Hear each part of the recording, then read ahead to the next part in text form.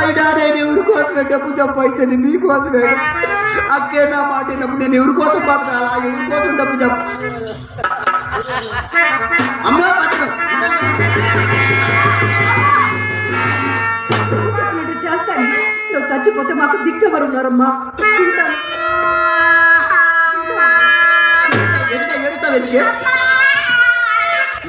ఎందుకు ఏడుస్తావు? నువ్వు చచ్చిపోతే నాకు పెళ్ళి ఎవరు చేస్తారా?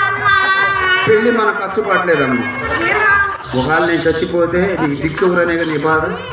ఆ మైసెట్టు కుర్రాన్ని చూసుకో, సందకాడ పడుకున్నాడు, ఇంతవరకు లేవలేదు. వాడు చూసుకొని నాకు దైత్రం వదిలిపోతుంది. అయినా నేను ఎందుకు చేస్తానే? మన ప్రభుత్వం వాళ్ళు బజార్కు ఓ బ్రాంతి షాప్ పెట్టి ఈ దేశాన్ని సగమే నేను నాశనం చేసింది. ఈ దేశాన్ని పూర్తిగా నాశనం చేసిందాక నేను చాలా అతను భయపెట్టి పోతావు. అమ్మా గీత, అక్క గదిలోకి వెళ్ళి పక్కేసి మల్లెపూలు చల్లవే. పక్క అయిపోతే పర్యటన జరిగిద్ది.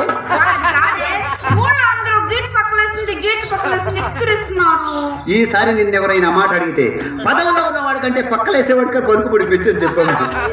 అయితే పైకి మరేమో ఎవరు చూసినా అక్కనే నిన్ను అడుగుతున్నారు కదా, మరి నన్ను ఎవరు అడగట్లేదు ఎందుకే?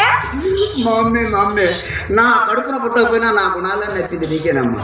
అమ్మ ఆషాఢ మాసం వెళ్ళగాని అక్కని హైదరాబాద్ పంపించి అక్క కాడికి వచ్చేవాళ్ళని నా కాడికి వచ్చేవాళ్ళని నీ కాడికి పంపిస్తానమ్మా. ఖాతాలు ఏర్పరచుకొని కమ్మగా బతకొచ్చు. మధ్యలో ఖాతాలంటే ఏంటే? ఖాతాలంటే ఏమిటో తెలియదంటే మన ఇద్దరు ఒక బడ్డీ కొట్టు ఉంటుందమ్మా. ఆ కొట్టు దగ్గరికి వెళ్ళి ₹10 ఇచ్చి బిస్కెట్ ఒకటి తెచ్చి అరచేతులేసి ఈ ఏలేసి బాగా రంగరివే. నువ్వు అన్ని మర్చిపోతున్నావమ్మా. చేతికి 5 ఏళ్ళు ఉండగా ఈ ఏళ్ళు ఎందుకు అయ్యాలి? ఓసే మొద్దు చిన్నప్పుడు నువ్వు బడికి వెళ్ళావా లేదా? వెళ్ళాను. పొద్దున గారితో ఇలా అడుగుతావు ఏమిటి? మంచి నీళ్ళు ఇలా అడిగితే అన్నా స్నేసి బాగా రంగరించి ఉండగట్టి ఏస్తే ఉండ మన కాడు ఉంటాడే ఏడు కొట్టుకోవాలి. అమ్మా త్వరగా ఎక్కడ ముస్తావు కానీ సుబ్బారావు గారు త్వరగా త్వరగా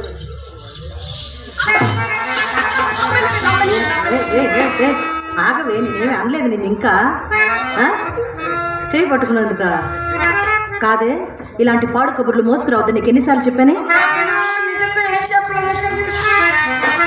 ఏమీ చెప్పకుండానే పెద్ద సుబ్బగారావు గారి అబ్బాయి చిన్న సుబ్బారావు గురించి అమ్మకి ఎలా తెలిసింది? ఎలా నేను అమ్మకి నిజంగా ఏం చెప్పలేదక్క. ఆయన ఏం చెప్పమంటావు అక్క? చెబితే నీ కోపం ఇలా కొడతావు, చెప్పకపోతే అమ్మ కోపం అలా పట్టుకెళ్ళి పట్టుద్ది. మీ ఇద్దరి మధ్య చచ్చిపోతున్నాను. చిత్ర నిజమేలేవే, ఇలాంటి పాడు కబుర్లు మోసుకురాకపోతే అది నేను ఇంట్లో ఉండనివ్వదు. ఆడపిల్లవు, అందున చిన్న పిల్లవు, ఎక్కడికి వెళ్ళి బ్రతుకుతావు, ఎలా బ్రతుకుతావు చెప్పు. నా కర్మ ఇలా ఉన్నప్పుడు నిన్నని ఇల్లాగు ఊరుకోమ్మా. అడు వెళ్ళి లోపలికి వెళ్ళి.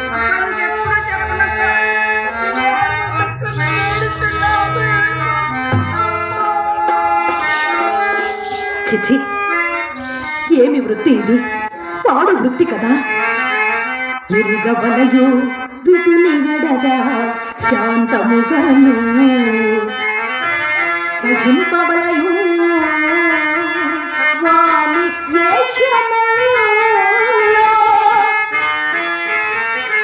మసలవలయో ఆతని నదిగెక్కునట్లు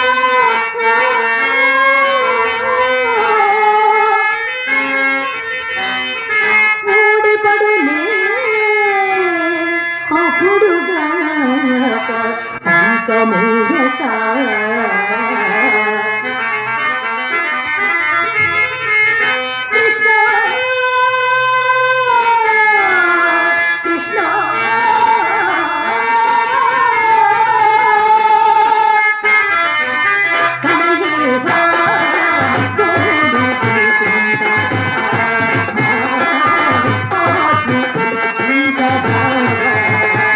కృష్ణ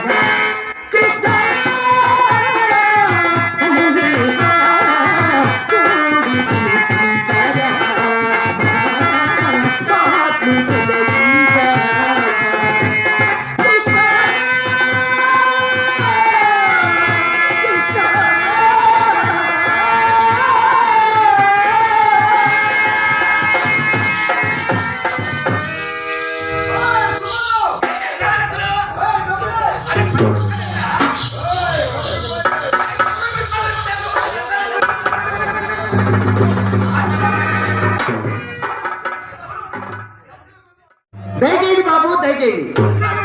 మనిషిని పట్టుకొని ఆడతారేంటి మనిషిని పట్టుకొని ఆడతారా ఎవరితో బాబు గొడవ పడుతున్నారు? ఆడవాళ్ళ తప్ప పక్క వీధికి రాగా 5 రూపీస్ అంటాడు, మన మీద రేటు పెంచుతాడు. ఇది వాళ్ళ అలవాట, మన ఏర్పాటు. ఇష్టం పోవాలా? అసలే రౌడీలు. రౌడీలా మనం ఓడారు. ఇప్పుడు పోయాడే ఆయన. పోయాడు కాబట్టి బతికిపోయాడు. లేకపోతే క్రికెట్ పంచని మొట్టడి కొట్టేవాడి ముండాకుడు. సరే కానీ బాబు లోనికి వచ్చారు, ఇంకా ముసుకెందుకు భయపడ్డారా ఏమిటి? భయం ఎందుకు తప్ప ధైర్యమే తాసం ఆయాసం. అబ్బాయి పండించడే ఎలా లెక్క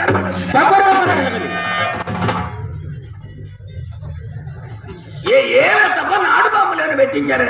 ఆ గది మా చిన్నమ్మాయి గీత గది నాయన. చిన్న అమ్మాయి గీత గది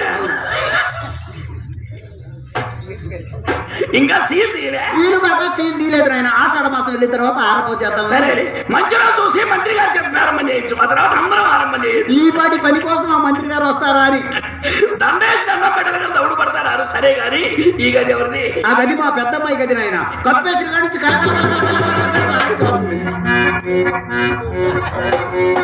వాసన చూసరే వాలిపోవాలనిపిస్తుంది. చూడండి. చూసా ఏమి గుత్తి బలములు ఏమి ఘన బలములు బెమ్మాలంగా పెట్టించారు. అంతేకాదు నాయన సిలుగు ఫ్యాన్లు కూలింగ్ మిషన్లు కూడా పెట్టించారు. అవి అవసరం దేనికో వచ్చినాడు కళ తప్పినప్పుడు చించాన్ చేస్తే మిషన్ అదే సరే కానీ ఎక్కడిది బ్యాడ్ స్మెల్ ఎవరిది గది? ఆ గది నాదేలే బాబు. ఏ ఇలా పూజ పట్టించామే. వెనక మధ్యలో వెంకటేశ్వర ఉన్నప్పుడు నా గదిని రుద్ది శుద్ధి చేసుకుని ముద్దుగా వాడుకునేవాడు. ఇప్పుడు ఆయన లేడా? ఆయన లేకనైనా ఆయన అద్దం లాంటి నా గది అడవిలాగా తయారైపోయి వాడకం లేక వదిలేసి తీరక లేక తీసేశాడు. లతప్ప నువ్వు అట్లా ఫీల్ అయితేనే ఫెయిల్ అయినట్టే. వ్యవసాయాన్ని మనకు వచ్చిన వ్యాపారం అనుకోకూడదు. నలుగురు కూలీలు పంపిస్తా, కర్రకు చీపురు కట్టి పూజలు పెంచి పడలు కడిగి సున్నం కొట్టి చోకు చేయించు రుచాడు కనబడి ఊరుకోబడుతుంది కారు రమ్మంటుంది. నాకు నా గదికి అందం అలంకారం ఎందుకు లేని ఆయన. సరే కానీ బాబు గదులు చూశారు, గదుల్లో అలంకారం చూడండి. నామాల స్వామి, నాగేంద్ర స్వామి, నటరాజ స్వామి, ఇటు చూడండి.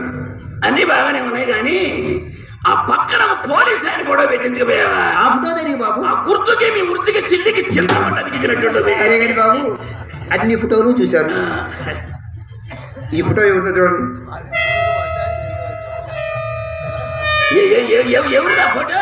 ఆ ఫోటో నాదే బాబు. ఏనా ఫోటో నీ మీద కాలు పైకెత్తుతున్నాడు, ఎవడో ఒంగోని పెడుతున్నాడుగా. అది నాటకంలో ఎండింగ్ సీన్. ఎండింగ్ లో బెండింగ్ చివరిలో రన్నింగ్.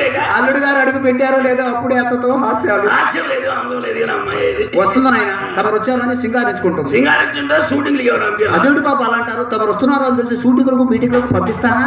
పంపించాలి మరి పిలిపించి. అన్నీ నా సుబ్బారావు గారు అని ఒకే రీతిలో కలవరిస్తేవు కదే. ఇదిగోనమ్మా వచ్చాడు నా వరాల ఏంటి కుప్ప అప్పు కోసం అయితే నైస్ గా తప్పుకుంటారా ఏంటి? ఉప్పు అని తగిలించుకోవడానికి తగినంత ఐటమ్ ఉండొద్దు. ఏం చెప్పంటారులే బాబు. మాటలేం చెప్పదు.